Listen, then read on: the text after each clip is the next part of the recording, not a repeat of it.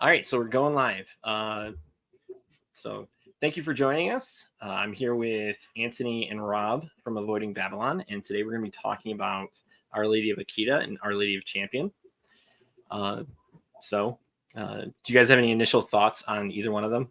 Well, we gotta stop for a second. No. I have to... Is this your first live show? Oh, absolutely. So this is your first live show. Okay, so how did you? I'm not meaning to like take over an interview here, but how did you start your channel? Like, what made you? What got you to say, all right, I want to do this? Because it was like long and arduous decision for me, and I finally had the nerve to put a video out. But okay. So all right. So the first reason I had was if I were to die, and my kids wanted to know how I felt about certain things, they would have access to that from me and not just paraphrased from my wife. Wow. So that was like an online diary kind of thing. Yes. And so that's how it initially started. And then things started happening like in our archdiocese in Detroit. If you don't know, the Father Wood had on camera his baptism, and his baptism wasn't actually baptism. Yeah, I remember that. And so Father Eric and I did a video on that. And so we kind of just expanded that. And so it's kind of been organically like growing from there. And I still keep in mind, like, all right, I only say things that I want my kids to hear. And so it's kind of a nice little limit on myself. So I don't say something stupid. It's a good rule. I hope my kids never watch my show. But yeah, it's like, you know, for example, like one of my recent videos on the like Vatican II effects. You know, I thought very hard about like what I was going to say and make sure I wasn't going to say anything that my kids would be like, oh, Daddy was a heretic. And it's like, no, like I'm not, I'm not a heretic. So a lot of people don't realize the pressure that comes along when discussing church issues in the current situation, because you do have to weigh like, do I want to go the full trad route where people think I have a schismatic attitude? Do I want to just play the totally safe road where I'm kind of just being church of nice kind of thing? Or do you like, I think Rob and I both just, because at first we started off being very hesitant about saying anything. And then as things started going, I think we both just got a little more comfortable with just saying, okay, like if we're just honest, like, I don't know how you could go wrong with that. Like if we feel something and it's like, we're confused about this, I don't know, we're just talking about it. We never had like an agenda to like be a certain in a certain body. Like I don't like when people try to put us in like a category where it's like, oh, they're trad or they're not trad. I just kind of think of myself as Catholic, and I think a lot of us are all just trying to make sense of what the heck is going on right now. And I think a lot of people kind of identify with a lot of the same things, even if they don't, you know, verbally say them. So yeah, I understand the hesitancy to say certain things online. But I also recognize kind of what you guys have been, you guys have stated, which is the average person really should have a voice. And we've been given a voice that we can, you know, we've been removed a restriction from Vatican II. We can go and voice our opinion in the media and promote the gospel through there. But you hear a bunch of theologians and you're like, okay, well, I can't be Trent Horn. Like, I can't be Taylor Marshall, or I can't be, you know, like there's a lot of like, they're not very relatable. Whereas like all three of us, like we have day jobs. Yeah. And our day jobs are all different. They are not theology. Nope. And so, you know, we were talking about that a little bit before the show, because, you know, that's just so important, because without that, like, you're not hearing from the average person. You're hearing from a theologian who's like into X, Y, and Z, or you're hearing from a schismatic. Like, I think being a construction worker or being a like in any other field other than theology kind of gives you a little leeway too, where people don't hold you to some high standard. I mean, the other night we did that show discussing low IQ Protestantism. And like I went back and listened to some of it, and I was like, "Ooh, I was a little off on that thing." Like even with the like talking about like the pagan, some of the pagan elements in the mass and stuff, and you guys corrected me on. But I think people give us a little bit of leeway because I'm a construction worker. Rob's an accountant. It's like, you know, if you make a mistake, people don't jump down your throat. Whereas if you are Taylor Marshall or Trent Horn, if your words aren't precise, you're going to have an issue. Yeah. Well, and on top of that, you have so since we're kind of exploring this space before getting into the apparitions, you don't really hear cases like, you know, not to pat myself on the back, but like my wife was a pagan and she's converted and she got baptized this Lent. So it's like this past Lent. And so you don't hear situations like that. Yeah. From theologians. Did you hear my advice last night to anybody that has a convert spouse?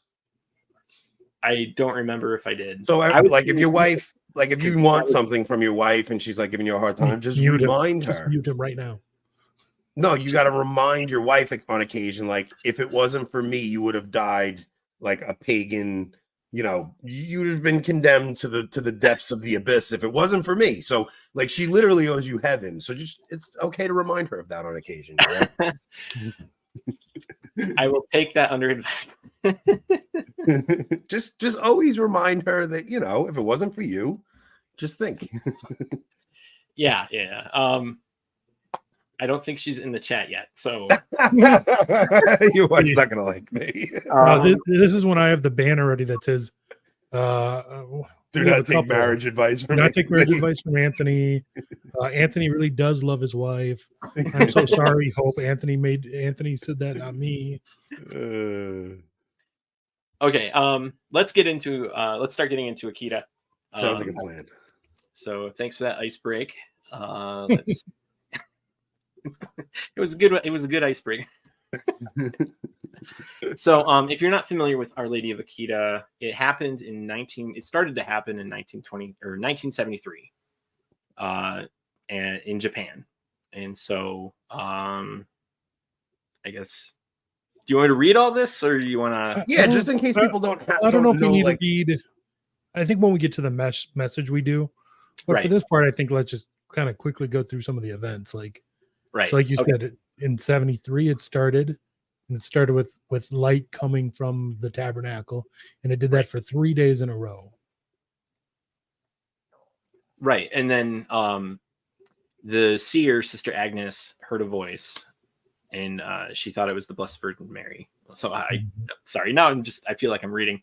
And, you know, it's really interesting because like whenever I read this, you know, the statue that she went to was carved from a single block of wood. And I think that's like really, well, we'll talk about that later, why that's important. But it was from a single block of wood that the statue that she went to, sorry, just. Yeah, scroll up a little bit, Rob. Let's so like you said, she heard a voice. She got a cross-shaped wounds in her hand. Right. Like a partial stigmata. Yeah. Yeah. The statue itself started to bleed from the statue's right hand. Yeah. On 4 occasions. And then the statue began to sweat after the bleeding. And then it was, let's see, when was the first message? How close was this to the supposed apparitions in Spain? Garabandal. In Garabandal. When was Garabandal? Garabandal was 61 to 65. Okay. So Garabandal was during the council. Oh wow, that was during the council. Oh wow. Okay. And the apparition, what is it? The way to approve apparitions didn't come until I think Pope Paul. It actually says that at the end of this. Let me pull. Oh, it does. All right, sorry, yeah. I'm skipping ahead. So that started in 78.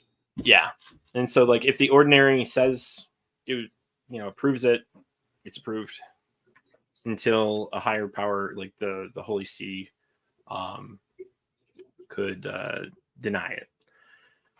But okay, so So basically, it was always, but typically, if an apparition happened, the local bishop would have the authority to say if it Right. was Yeah. worthy of continuing, like to either follow the apparition or have some kind of a devotion to it and stuff like that. So then I guess Paul VI comes out and he says, okay, well that's fine, but the regional superior or higher authorities can rein in and have something to do with that, and maybe tone it down a bit if they see some things they don't like.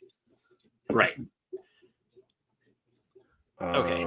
So the messages began. There was 3 messages that began on July 6th, and then August 3rd was the second message, and then October 13th, which that's the miracle. So of the sun. is that your wife? Yeah. Okay. Wait, has your wife ever seen any of Rob and I's content? I hope not. There's some jokes I showed with her. Or No, you showed her the worst thing. I showed her the I love the one about the 30 minutes in heaven. I just love that one. Where heaven was silent for 30 minutes. There's no. Okay, yeah, I forgot about that. Like some of the intro videos you've shown her. Okay, yeah. We like to tease the ladies. Our theory is, we do have a little bit of off-brand humor. So if we start the show in the beginning teasing the women, it'll get the oversensitive women to go, "Oh, I don't like these guys," and then they won't stick around for the. It did. Our percentage of women as our audience dropped 15%. Anthony. Yeah, 15%. but it means the ladies who do stick around have a little bit of a thicker skin and they can hang around boys' humor, because it is generally boys' humor on our show. So that's the only reason I asked. I was just checking. No, yeah, that's good. Yeah, no, absolutely. So I guess if they did end up getting the blood tested. So there was like 4 times that she bled from the palm, the statue, and they tested that. They also tested the tears that came down when she was weeping. Again, this is all the statue of Mary, which happened approximately 101 times. And now what comes back on those tests? So what comes back is the tears are human tears. And because the priest or the sisters would swab them at the end of the night, and then the blood came back type B. Okay. So now that's pretty much all bleeding statues come back with that, right? No, type. I think it's AB that they actually come back. Well, you're thinking of Eucharistic miracles. Oh, Eucharistic miracles come back as AB, which is universal donor. Or receiver, I think. Look that up. Like it's one of the other. It's either a universal donor. So you're saying the statue did not come back is what it typically used. AB positive is the universal recipient, and that's what Eucharistic miracles typically are. Yes, but the statue came back as B. Yes, actually, it came back as B and AB. So it came back as B for the blood and then AB from the tears. Which I thought was a little weird for the tears because I didn't know there was blood in them. But apparently there was. I guess there's some association they can do from the tears. Okay. So now this happens. All right. So 2 years later, in 1975, the statue of the Blessed Virgin began to weep. It continued to weep at intervals for the next 6 years and 8 months. Wept on 101 occasions. So the messages, how far into do the messages begin? July 6th. Now so they begin. So it all starts on June 12th. The first message is July 6th, then August 3rd, then October 13th. This is all in 1973. And then the statue, two years after that, in 75, the statue begins to weep. Then it wept until 1981. Okay, so but the heart of the messages are right when this initial apparition starts, and she starts getting. And the third message is on October 13th, which is linked with Fatima. Miracle of the Sun, right? Yeah. Okay, so what are the messages? Let's go through those messages. So the first message is, there's not a lot there. I guess sister was at least partially deaf, and that Yeah, Mary she had said, just become partially deaf too, "Hmm, prior okay, to just prior to the events, and there was medical documentation from doctors at the hospital showing this. interesting." Yeah. But the heart of the first message is to pray in reparation for the sins of men, and the Mary tells them specifically to pray the prayer of their order of the handmaids of the Eucharist, which is: Most Sacred Heart of Jesus, truly present in the Holy Eucharist, consecrate my body and soul to be entirely one with your heart, being sacrificed at every instant on all the altars of the world, and giving praise to the Father, pleading for the coming of his kingdom. Please receive this humble offering of myself. Use me as you will for the glory of the Father and salvation of souls.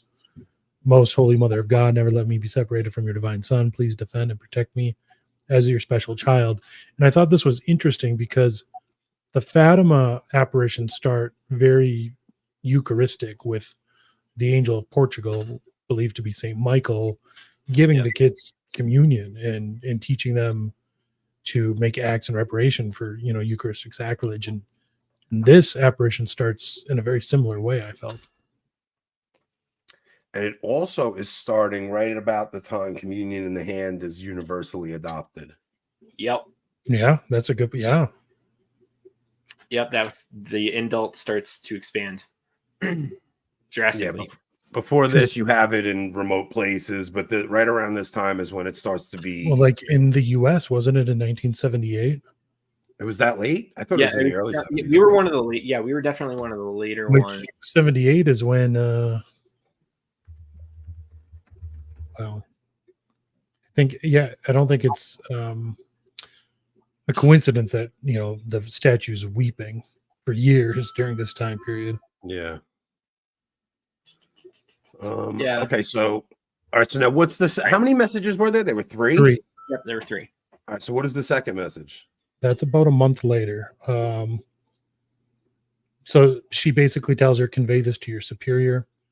Many men in this world afflict the Lord. I desire souls to console him, to soften the anger of the Heavenly Father.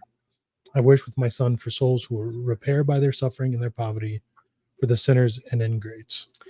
That's interesting that she says for the anger of the Father, because that was kind of one of the themes we were talking about last night, even right. So I mean, and then Mary continues in that same message: in order that the world might know his anger, the Heavenly Father is preparing to inflict a great chastisement on all mankind. With my Son, I've intervened so many times to appease the wrath of the Father. I prevented the coming of calamities by offering him the sufferings of the Son on the cross, his precious blood, and beloved souls who console him, forming a cohort of victim souls. Prayer, penance, and courageous sacrifices can soften the Father's anger.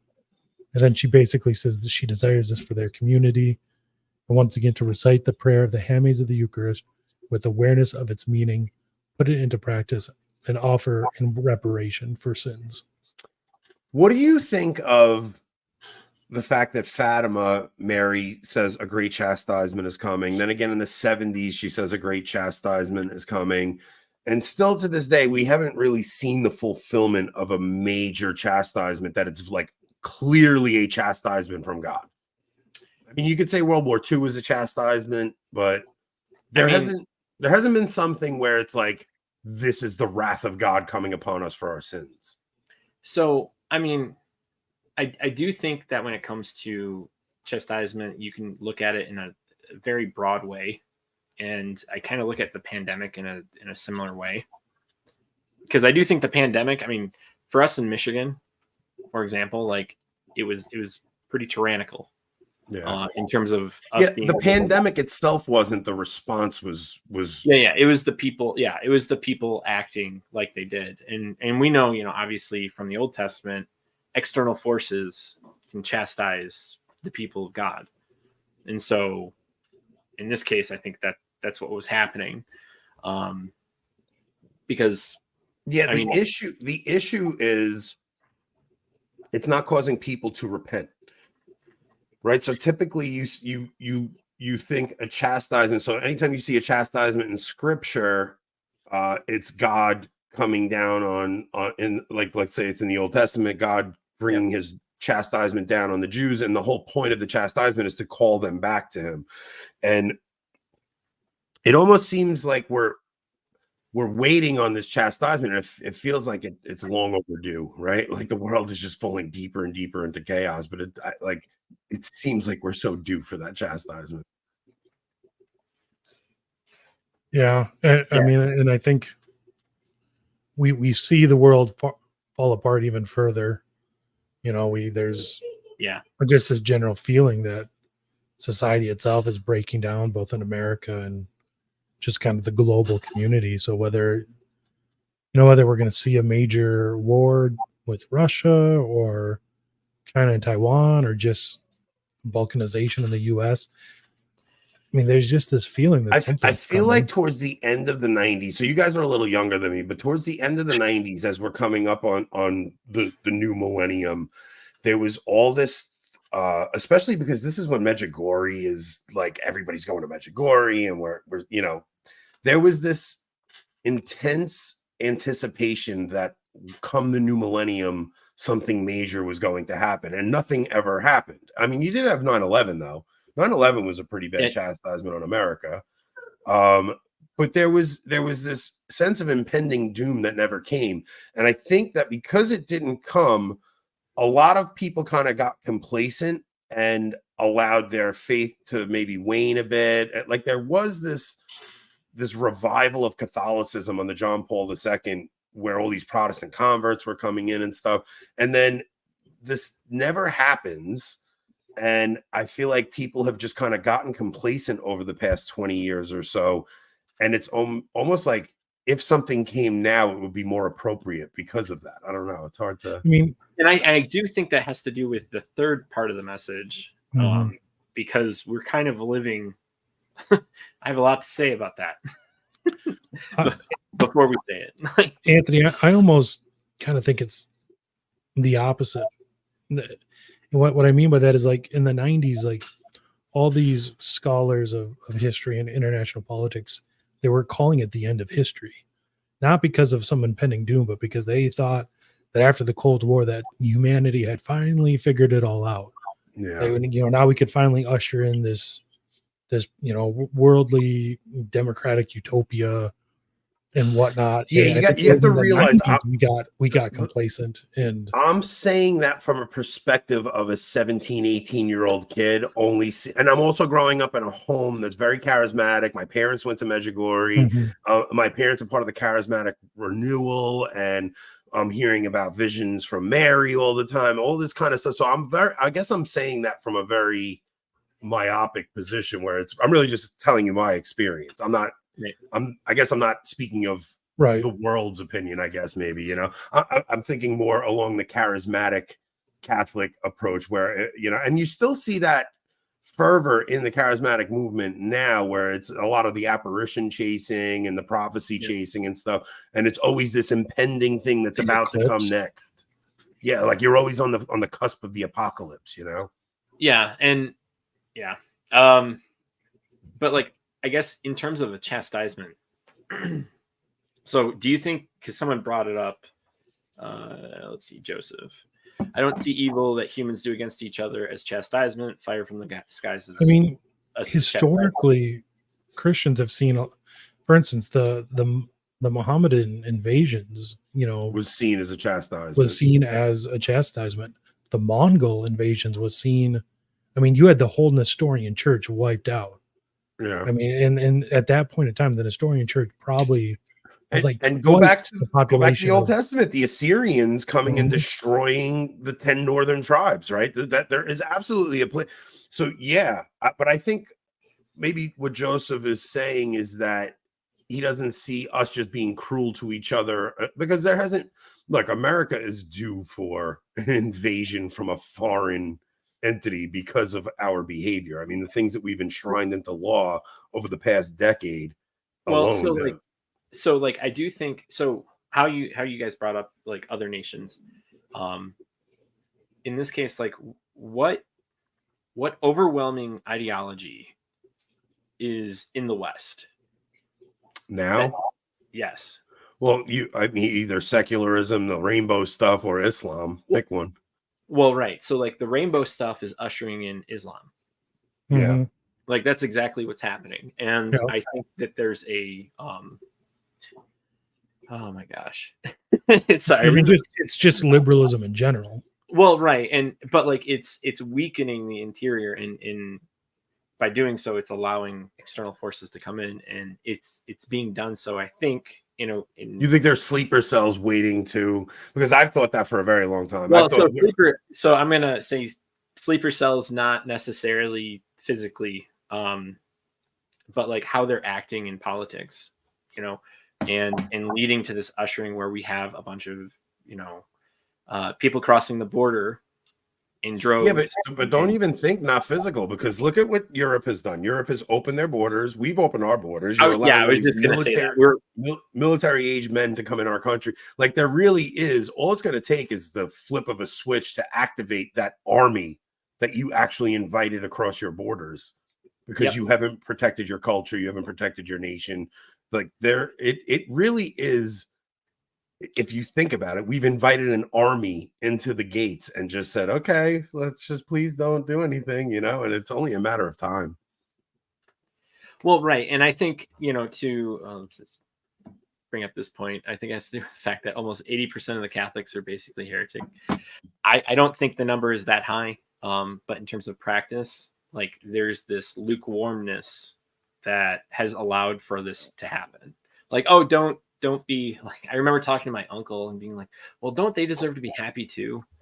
I was like, but you're promoting this to your children and other people's children in ways that it's going to be devastating in the long run. Well, Grover, the World War II thing, I'm saying, I don't think people view it as a chastisement because we won, right? And so like they see that as a victory, where a chastisement, typically it's like you get wiped out from. Now, I'm not saying it wasn't a chastisement. All war is a chastisement of some kind. And that might be a fulfillment of some of the Fatima chastisement.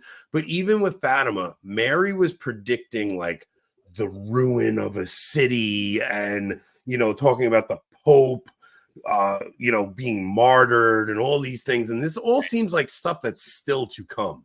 And then you get into this message. So I guess we'll get into what Benedict said about it after we read the third message. Yeah, let's read the third one. Read that third message, because then you get into Benedict saying how this is just a fulfillment or continuation of Fatima. This doesn't say that. This article doesn't, but anyways, the third message is kind of the real heart of it. And that was on October 13th, the miracle of the sun. And she starts off by saying, once again, tell this to your superior. Yep. But as I told you, if men do not repent and better themselves, the Father will inflict a terrible punishment on all humanity. It will be a punishment greater than the deluge, such as one will never seen before. That's a weird way to say that. Have seen, yeah. I mean, it's a translation, so yeah.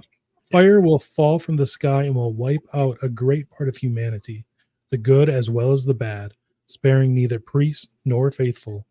The survivors will find themselves so desolate that they will envy the dead. The only arms which will remain for you will be the rosary and the sign left by my son. Each day recite the prayers of the rosary. With the rosary, pray for the Pope, the bishops, and the priests. Okay, so let's pause there. Is the sign left by my son the Eucharist? I was just wondering that too.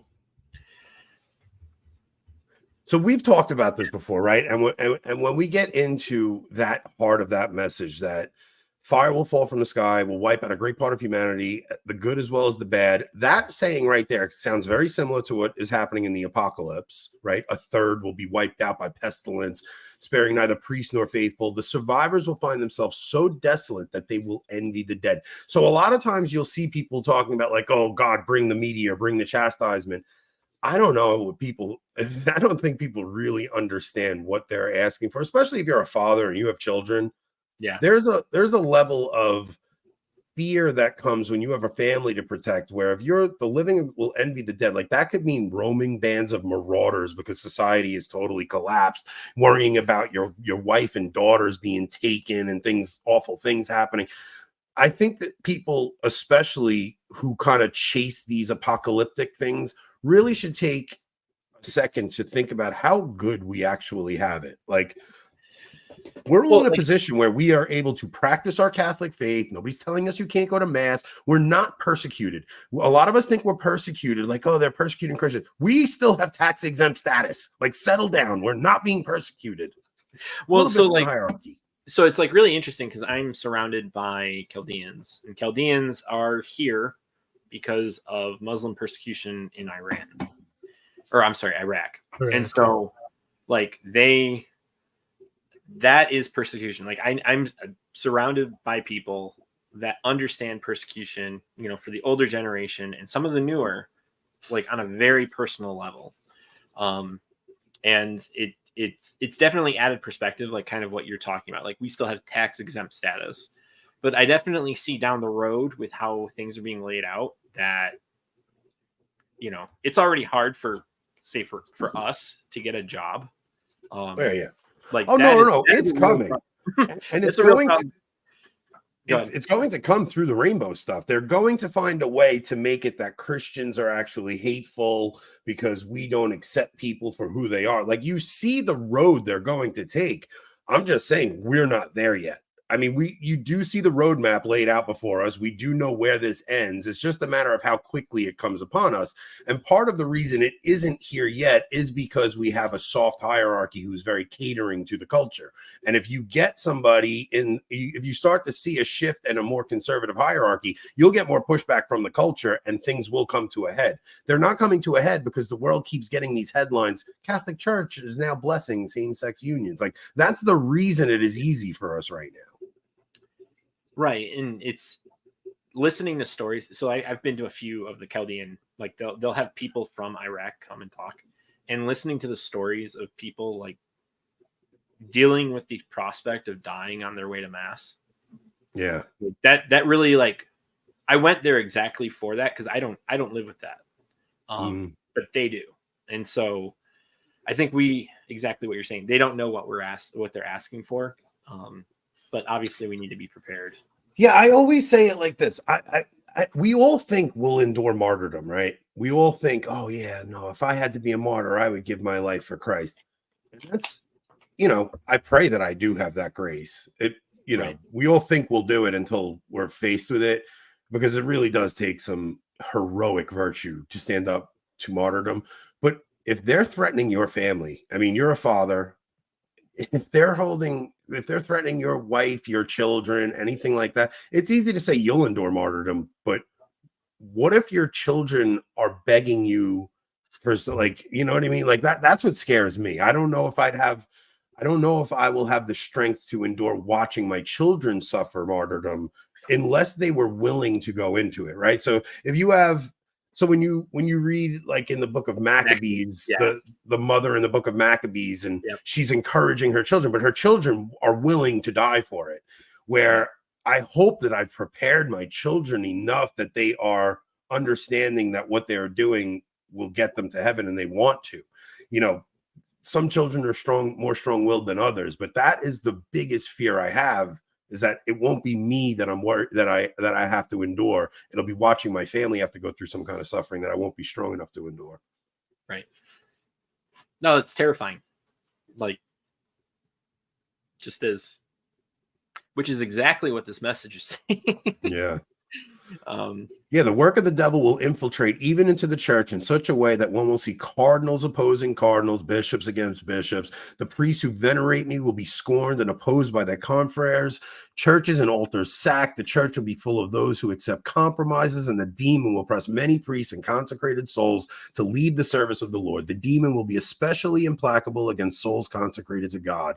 The thought of the loss of so many souls is the cause of my sadness. If sins increase in number and gravity, there will be no longer pardon for them. Like, that is so scary because you're seeing that play out right now. Well, yeah. So, like, the video I did where I showed, like, the line of the priest crisis. So in there, I do kind of give a hint of another video I'm going to do, which is the religious sisters crisis. Because instead of having about 60,000, like the priests, they had almost 180,000.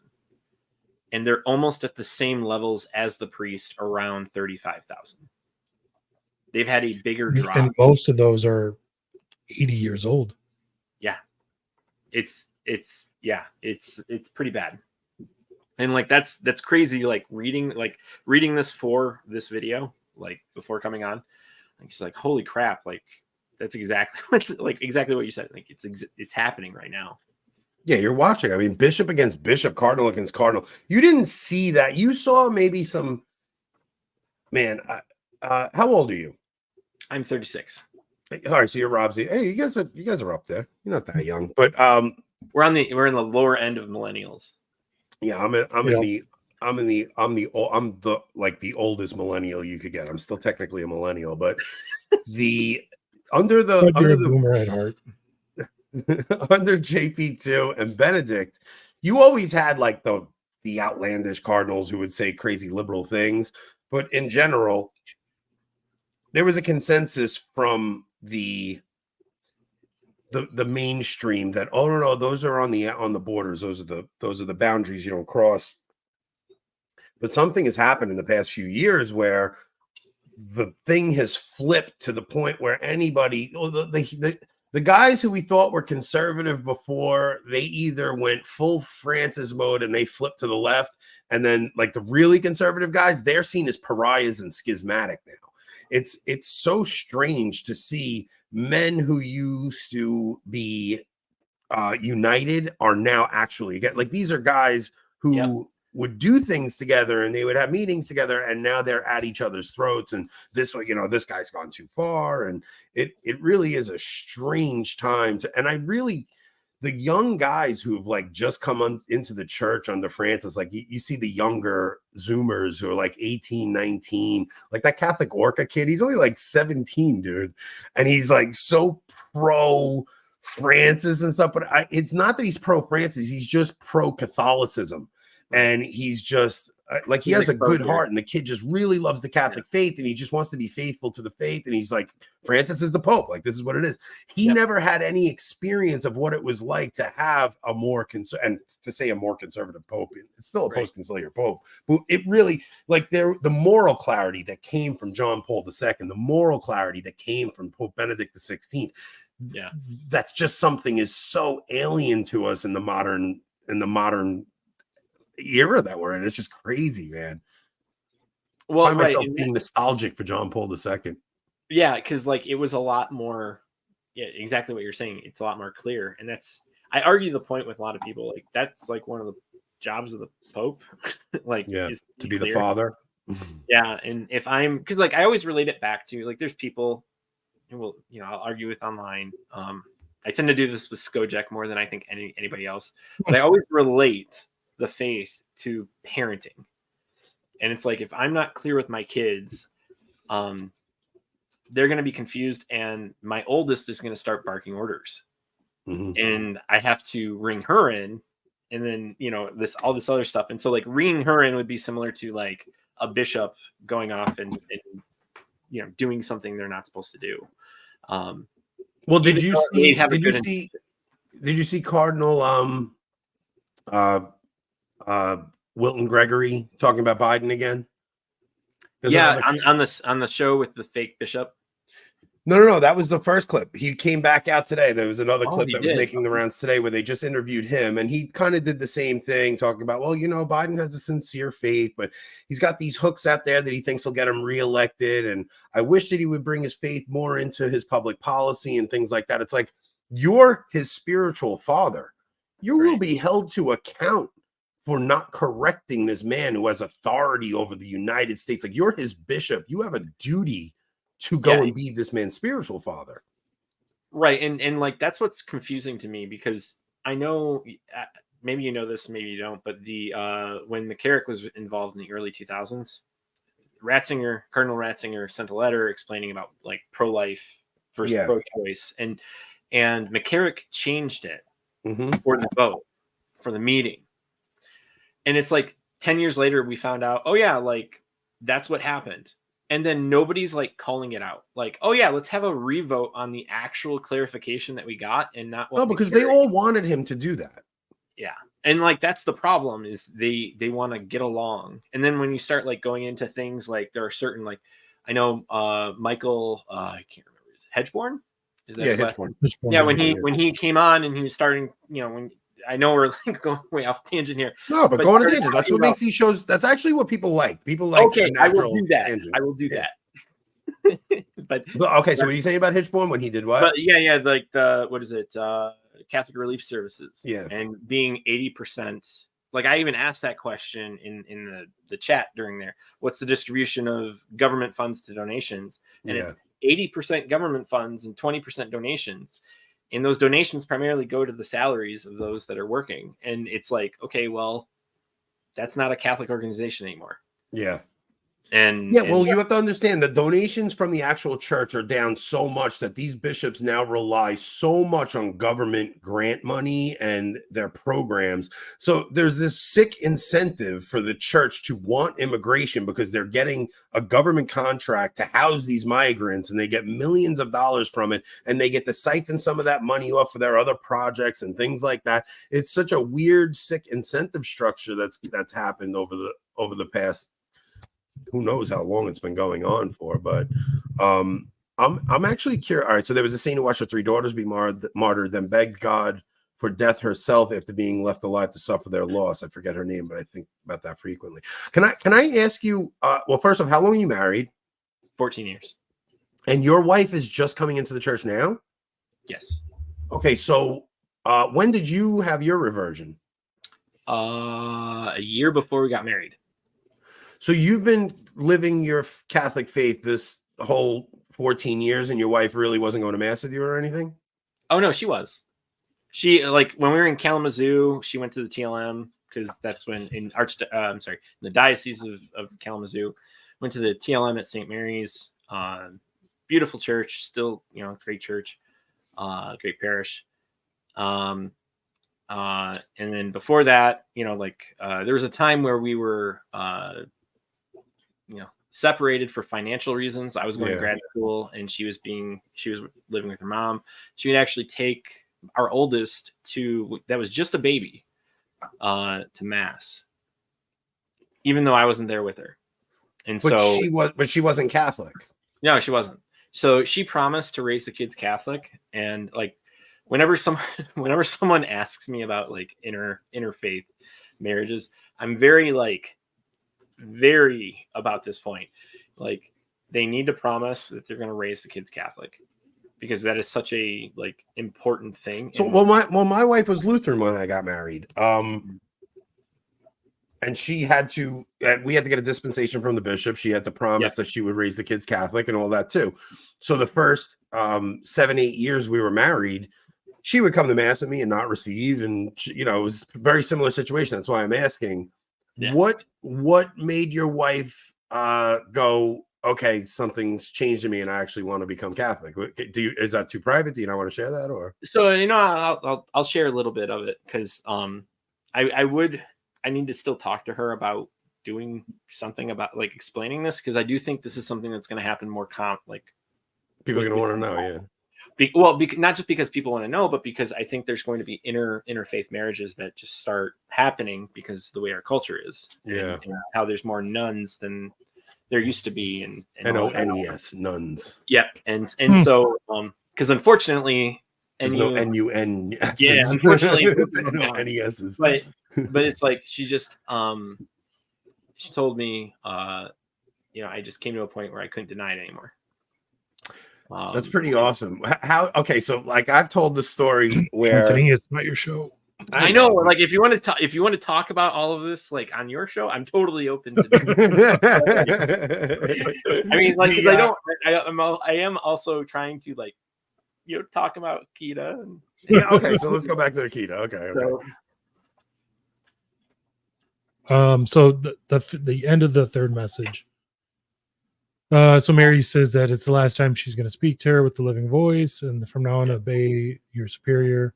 But it says, pray very much the prayers of the rosary. I alone am able to still save you from the calamities which approach. Those who place their confidence in me will be saved. And that's it. And And then what happened afterwards? 8 years of finagling with Bishop Ito, and he came out and declared that it was worthy of belief. Interestingly enough, when you go to their websites, the messages are not there. Really? Yeah. When you go to their website, the messages are not there. The chapel, the church looks beautiful. It is very much in a let's see if I can find it. I remember Michael Matt went there a year or two ago, and he did like a little spot there, and he was like, yeah, it's very strange that they still have the shrine set up here, but it's almost as if it never happened. Yeah, like they're trying to sweep it under the rug as if it, it's just this. Let's just not think about it. Let's not even talk about it. Yeah. And, so, and then that, you get into like the skeptical aspects, like, in 1990, the Archbishop says something to the effect that it's not. Do you have that quote? I want to hear that quote. So yeah, I'll get to it. Grover said, "You got to admit, Anthony's a good host, especially when he's the guest." I know. So it does appear that the last time the statue cried was on COVID, the Feast of Our Lady of Sorrows. Yep. September 15th. Of this past year? No, 1981. Oh, 1981. Okay. I remember something happening during COVID. Didn't like Sister Sasagawa in October 27th, 2019, she had a vision she had a new message, but it was from an angel, her guardian angel. So it was not Mary, because Mary said that was the last time she was going to give living voice. So guardian angel, cover yourself in ashes and please pray a rosary of reparation every day. Become like a child. Please offer sacrifices every day. That was the message. So it was very much similar to Fatima, where it's like pray the rosary. Like this whole thing is very much like, described as like Fatima, the Fatima sequel. But to get to the Archbishop of Tokyo in 1990, Peter, I can't pronounce his last name, president of the Catholic Bishops Conference in Japan, told the Italian periodical 30 Giorni that the events of Akita are no longer to be taken seriously, which is interesting. But at the same time, the bishop that oversees that diocese where Akita happened has not rescinded it, and the Holy See has not come out and been like, yeah, no, this didn't actually happen. Yep. No, and you also had Benedict commenting, saying that when he read the message of Akita, he said, this is a continuation of Fatima. And it's just a reiteration of the Fatima message, because I've seen people put together how the third secret of Fatima was actually revealed when you put together what Benedict says about Akita, then you kind of put together a couple of other things that happen over time. But Benedict, who did read the third secret of Fatima, seems to endorse this as a continuation of that message when it comes to the chastisement that's coming. The fire will fall from the sky, the living will envy the dead. That kind of stuff kind of links up to that third secret. Yeah. And there is, so this kind of goes to the point that there is, so it's worthy of belief. So why do you guys think the nun had the apparition as being silent, or apparently told to be silent by her bishop? She is still alive. This has always puzzled me. Well, we just read another message she had. So I don't know what she would say in addition to it, given that her last message with Mary said, this was my last message I'm going to give you. So there's nothing more to do from that. Like, right. All the messages are there. And so, and I think we put too much emphasis, in my opinion, I think there's too much of an emphasis on the person who's being talked to as an interpreter, as opposed to a messenger. Does that make sense? Yeah. Like we should just be focusing on the message and the actual words of instead of what that person thinks about the message. Because you get a lot of that, like what Sister Lucy said afterward, kind of stuff after Fatima, and it's like, okay, well, Sister Lucy said that, but that doesn't Sister Lucy's not infallible, you know. It's right. That's she's exactly kind of misinterpreting her. it. Go ahead. Yes, go ahead. No, I'm saying, yeah, like, so Sister Lucy's just kind of interpreting some of the events that are happening around her and applying what she had in that message. But people will take something Sister Lucy said as gospel, like, but Sister Lucy said this. It's like, well, okay, yeah, but that's not part of the actual message, and you know, right. And I think that because like you do, I always, when it comes to worthy of belief, I've had a lot of discussions with atheists on this, and they're always confused by that point on what exactly that means. And worthy of belief just literally means worthy. Like, you can believe it, or you can not believe it. Yeah. Yeah, and you so, could go like, through your whole life never having heard the Akita message, and it will make no difference to your salvation whatsoever. What year was what? So my wife, I'm asking what her second. Yeah. So, but so that's I guess Our Lady of Akita. Do you think we have time to talk about? Yeah. I still got a good 20 minutes. Let's so you had mentioned quick. But I never even heard of Champion, and you're telling me it's in Wisconsin. I never even heard of this, so I kind of want to know the story of it. Like, I'll be learning about Champion live on air right now. Right. So like I'll go into that with let's see. And I have notes on that pulled up too, if you wanted to share them or not. How credible is the replacement Sister Lucy thing? I never looked into it. Is it total conspiracy wacko nonsense? It's all based, for the most part, based on like physiognomy. She looks really different after a certain point, and they claim it's because of dental surgery. Yes, and that's really the heart of it. Okay. Yep. And yes, that is what it. But so the one thing I want to say before this. So first, I think it's July. Is it June or July 27th? I'm sorry, June or July 12th. That's the feast day for Akita. It started on June 12th, I think. Okay, so it's June 12th then. Okay, no, because I looked up what it was. I just couldn't remember if it was June or July. So that's the feast day for Akita. I'm really big on the actual feast days. Like, I was born on Guadalupe, December 12th. So I'm kind of Mexican. No, I'm just kidding. Basically, yeah. I think Guadalupe is one of the most underrated apparitions in modern day. But I actually think for us, for this one, before we get into it, I do want to emphasize like a few points that I have with what happened. The solemnity for it last year was the first time we ever had it, and that was October 9th. Mm-hmm. That was the solemnity. You barely heard anything about it. Like, you just didn't hear that this was a thing, that the American apparition that was approved just was not promoted. It was not. And to me, like, that is devastating, because, like, for example, with Akita, I think Akita is underrated from the standpoint of, if you look at the population of Catholics there, they represent about 0.34%. So 0.34% of the entire population in Japan. And that's a nation that needs evangelization. Yeah. And so with us, like, our hope in following Mary as the perfect disciple, in worshiping her son, the idea that we would focus on Medjugorje, which is way over there, yeah, and we have one right here where miracles have been done, and we're not far more attested to than Medjugorje. Yeah, that's the other thing. It's actually approved. Yeah. Like, that's the other thing.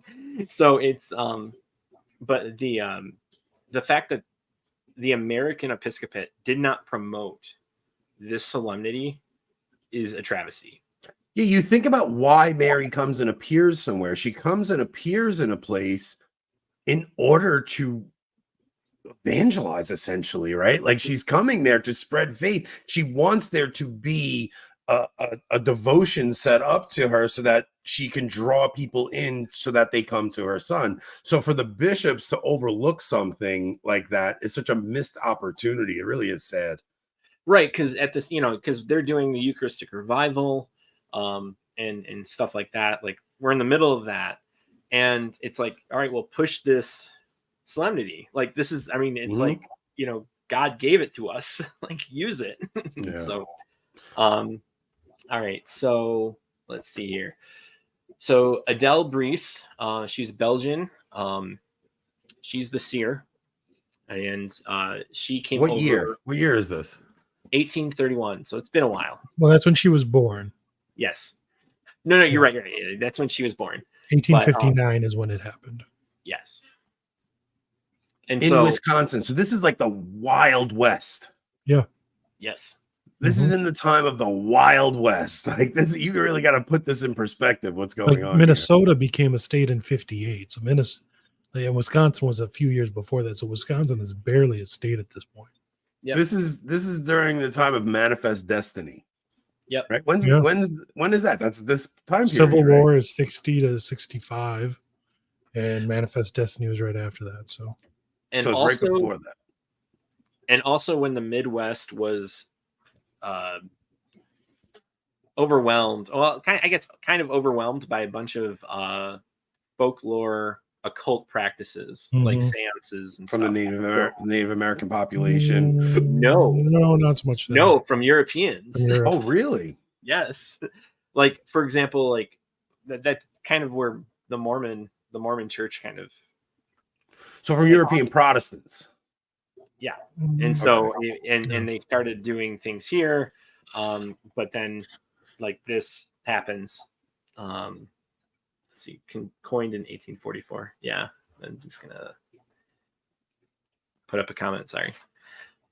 So it was coined in 1844, but the point is like, the Midwest is it is a wild, wild West, attitude. And so she's born in Belgium, and then comes over here with her family. And then she's praying about becoming a nun. And over here, she gets the opportunity to. She walks 10 miles to Mass. And during one of those times, she noticed a woman in white. And then, let's see. That first time she noticed her, the woman stayed silent and just still. Yep, just silent and still. And then a few days, I think about back when I was a kid, when my mom was talking to me about apparitions and stuff. I remember being afraid that Mary would appear to me. I was afraid, like as a kid. I would be like, I'm afraid that Mary might appear to you, and then I have to hear about that for the rest of my life. No, I'm being serious though. Like I remember my mom telling me like Mary appeared to these children. I was like, oh no, I'd be so afraid. Like I remember being afraid that she would be a ghost that would scare the hell out of me. It's just so you wonder like this, that's actually what she thought. She thought it might have been a soul in purgatory visiting her for prayer. So how old is she when this happens? Well, she was born in 59, so 28. Okay, so she's an older woman. She's not a young little kid. And then she's going. So she's an old woman, but she's a woman. The next time on October 9th, she walks with friends, and she sees her again, while going to Mass. Doesn't say anything. Then goes to the priest and asks, "Hey, I'm seeing this. I'm seeing this woman. What do I do?" And he said, "Ask her in God's name, who are you and what do you want from me?" Or want of me. And so on her way back, or what is it? Yeah, on her way back, she sees, and she does exactly that. And so she asks, and in response, Mary says, "I'm the Queen of Heaven who prays for the conversion of sinners, and I wish you to do the same. You received Holy Communion this morning, and that is well. But you must do more. Make a general confession and offer communion for the conversion of sinners. If they do not convert and do penance, my son will be obliged to punish them." And so, hey, can we pause there for a second? Because I never think to do that when I go to receive communion, like offer my reception of communion for the conversion of sinners. I think I'm going to start doing that, especially for like the things that we're doing online, right?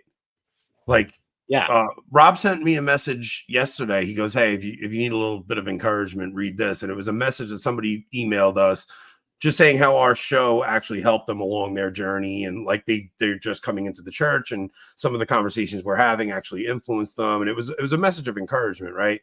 But to actually go every Sunday to Mass and receive communion and offer that communion for the conversion of sinners, especially if all three of us are in this line of digital evangelization, it might be really a powerful thing to be doing. Yeah. Yeah. That's so true.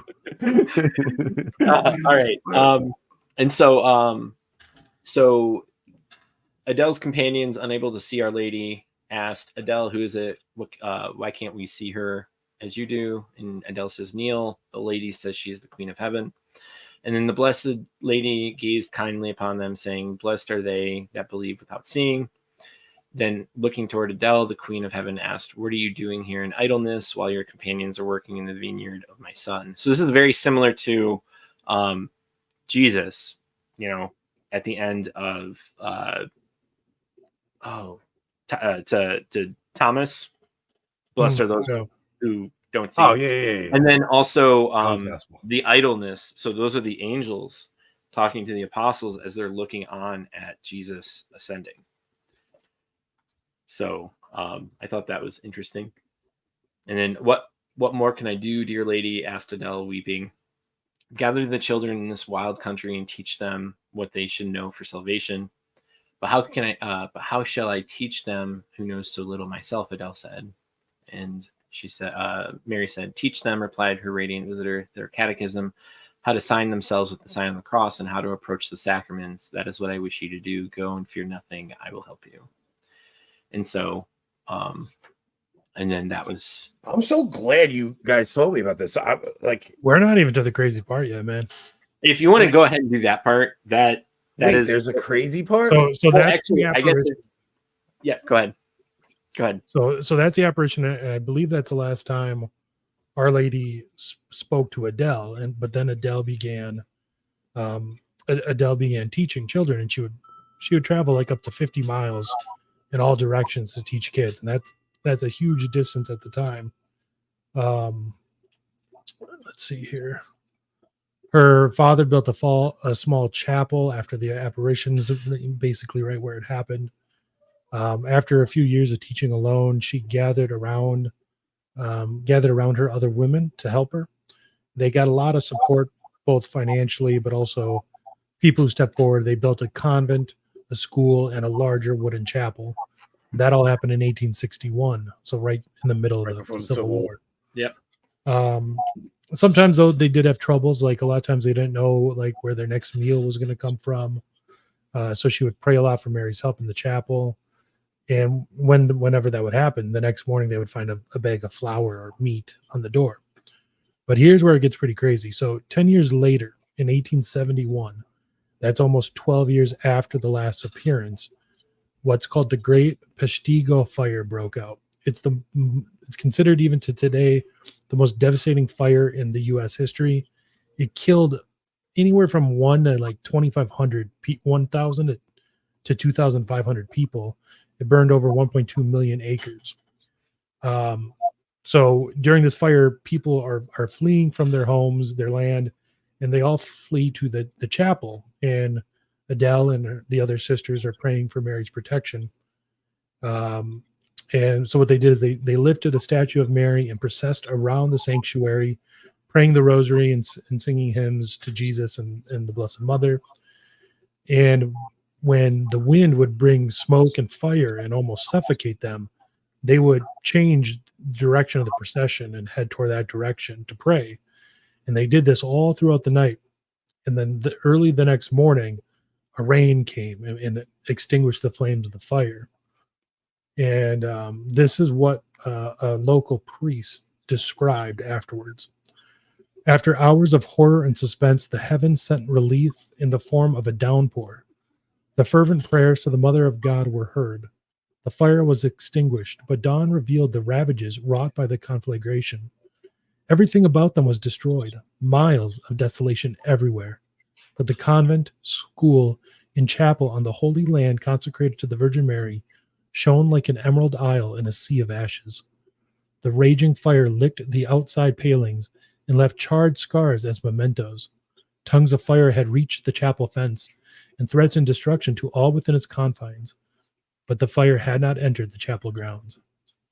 You have to understand why 2,500 people died. It wasn't necessarily that they burned. It's from suffocation from the smoke. So if the fire is that close to the chapel, it's one thing to say, okay, maybe the fire stopped. It's another thing to say, how did these people not suffocate from the smoke? Like that is a miracle beyond miracles. That is so awesome. The only livestock to survive were the livestock that made it onto the grounds. A lot of the deeper wells in the area went dry, but the chapel's well, which was very shallow, continued to give water. Like the whole that whole event was just crazy. And then there's the did you see your wife's comment? Which one? Maybe if yeah. So that's funny. I mean, like your wife. She's funny. So yeah, because like we have like I do think anyways, that's part of the story. And that fire was October 8th. Yep. And they prayed through the night, and the downpour came on October 9th, the anniversary of Mary's apparition to Adele. Yep. And that space there, the shaded area, that's like the fire. And then this is, I guess, where people died. The black parts where a heavy amount of people died. The legends up here, you can barely read it, but it's there.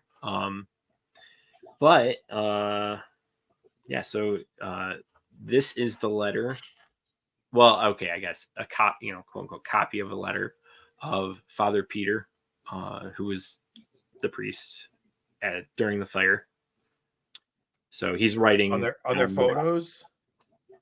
I don't know. I don't think this is like the actual one, but it might be because it's in cursive, and cursive's not taught anymore. No, I mean of the fire. Like, did they have any photography at this point? Let me see. So I don't know. This is just the schoolhouse. These are probably sketches. No, these aren't old enough. There's lots of artwork. Artwork from the event. Yeah, but there's not a ton of photos of the aftermath. Yep. Yeah. Who is it? Bishop Ricken? Yep, it was Bishop Ricken of Green Bay that declared it, and in worthy of belief. So I mean, it's a pretty it's a pretty late apparition to be approved. Mm-hmm. Like there's a lot of time in between, but they reviewed it, and at the time, it doesn't seem unreasonable given it was a new settlement and it wasn't established, maybe as well as I guess other things, but I don't know exactly what happened in the process either. It's just they kind of give a summary of what happened, and I think I'm going to start having a devotion to this apparition, man. This is so beautiful. So actually, I have an interesting idea. What if we did a call for a pilgrimage? That's not a bad idea. And we could go there in October instead of PA. Yeah, and we're all in the north. We're all Yankees, and I'm furthest, but yeah, you are furthest, but it's So Rob and I do a trip. We try to do it towards end of September, early October. I think I might try to do the Michael Matz thing this year, the Catholic Identity Conference. So maybe we could plan it after that. Maybe we'll do what's Wisconsin like in early October? I mean, it's fall. There? Yeah, it's probably beautiful. It's gonna be pretty similar to your uncle's place in PA. Okay. But I guess it's just there was such a lackluster promotion of it. Like I'm very like not just us, but like other YouTubers. Like I've never even heard of it. Right, and yet we're all Americans. You know what I mean? Like Grover, I don't go to the society. Well, yeah. Oh, gotcha. Okay. He's saying I won't be happy because there's no SSPX. I don't go to the society. But it's just that might be a good idea to plan something like that. That's it's not leaving the country. It's kind of in the middle of the country. So I mean, all the people that Wisconsin's watch our kind show of like can leaving the country. Trust me. right.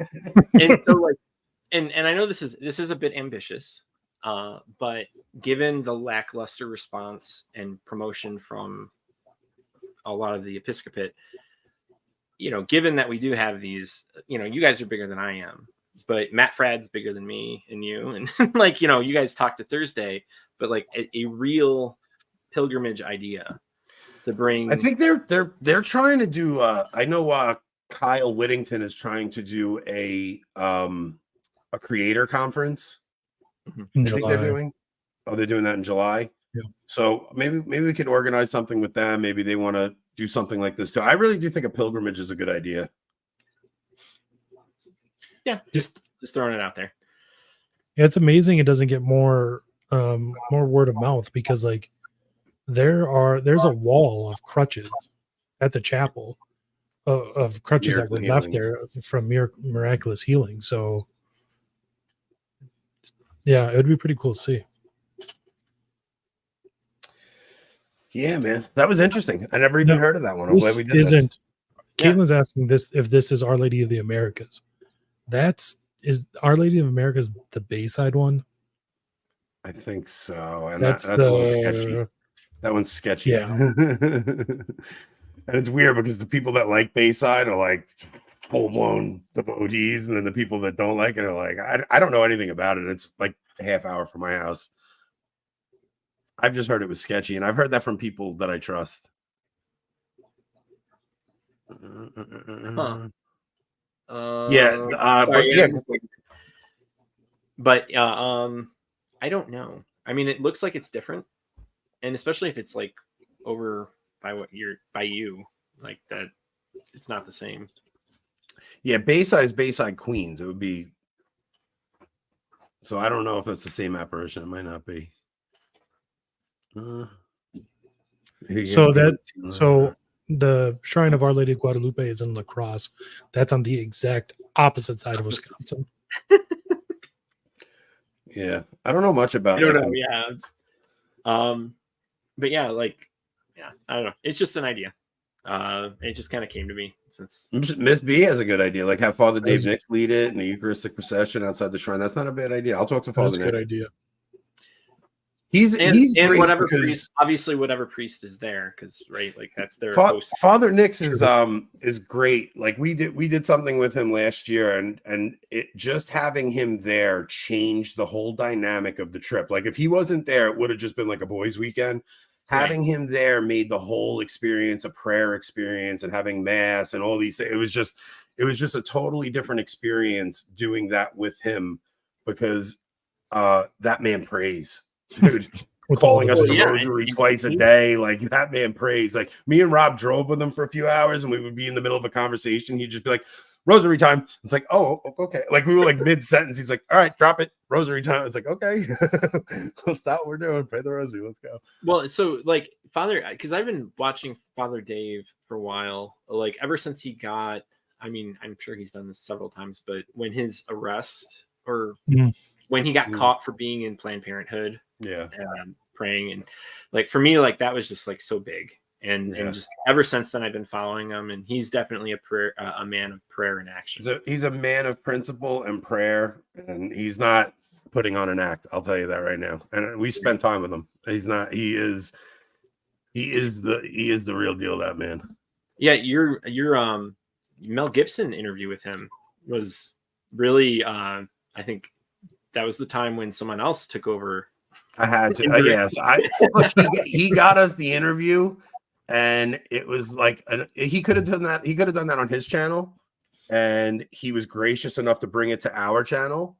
And I just kind of said, "Hey, this is your thing, man. You're letting us put this on our channel. This is like just to even be able to say, hey, we had a Mel Gibson interview on our channel was one of those things where it was like, I'll shut up. I don't care. I don't need to be the center of attention at all times."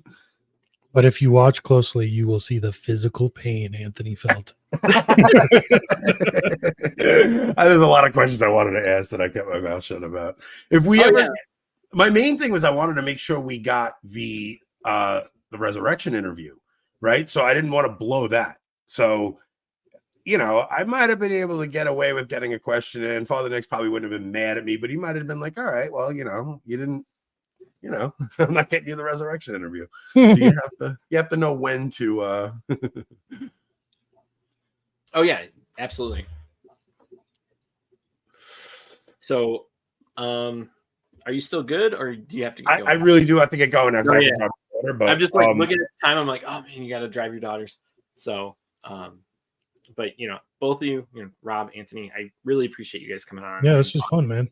And yeah, it's always fun to talk about if you want to talk about I was gonna say it's always fun to come on other people's shows and not have to worry about like what we're gonna talk about, you know, like that you had this all laid out for us and it was kind of just a conversation we stepped into. It was nice. Or like I don't have an hour of uploading and stuff to other channels. Yeah, that's it.